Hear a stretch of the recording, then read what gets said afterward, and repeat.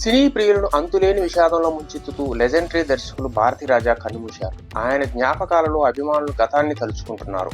పేరు తెచ్చుకుంది తమిళంలోనే అయినా భారతీరాజా గారికి టాలీవుడ్ తోనూ మంచి కలెక్షన్ ఉంది. ముఖ్యంగా ఆరాధన గురించి చెప్పుకోవాలి. సందీప్ రెడ్డి బంగా ఆఫీసులో చిరంజీవి కోపంగా చూస్తున్న ఫోటో ఒకటి నిలువెత్తు రూపంలో ఉంటుంది. అది భారతీరాజా సృష్టించిన పులిరాజు క్యారెక్టర్. దీని వెనక విశేషాలు ఓసారి గుర్తు చేస్తున్నాం. అది ఉండాలండి. 1986లో భారతీరాజా తమిళంలో కడలోర కవి తైగల్ సినిమా తీశారు.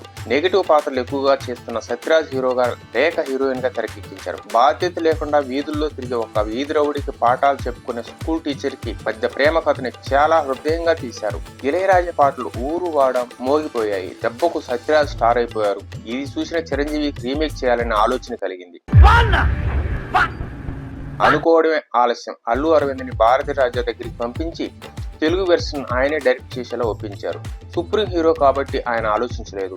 ఒరిజినల్ వెర్షన్ ఎలాంటి మార్పులు చేయకుండా యథాతథంగా తీయడంలో జనాలకు నచ్చలేదు. తమిళ డబ్బింగ్ లా ఉందని పెదవిరిచారు. ఖైదీ, దొంగమూడు లాంటి అదిరిపోయే మాస్ పాత్రలో చూసిన జనాలకు ఆరాధనలో పులిరాజు నచ్చలేదు. ఫలితంగా సినిమా సూపర్ ఫ్లాప్ అయింది.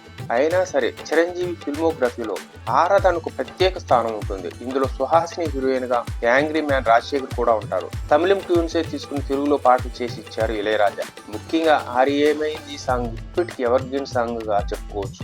తర్వాత రోజుల్లో భారతరాజాతో చేయాలని ఎందరో హీరోలు ప్రయత్నించారు, కానీ ఆ ఛాన్స్ చిరంజీవికి, సూపర్ స్టార్ కృష్ణ గారికి మాత్రమే దొరికింది.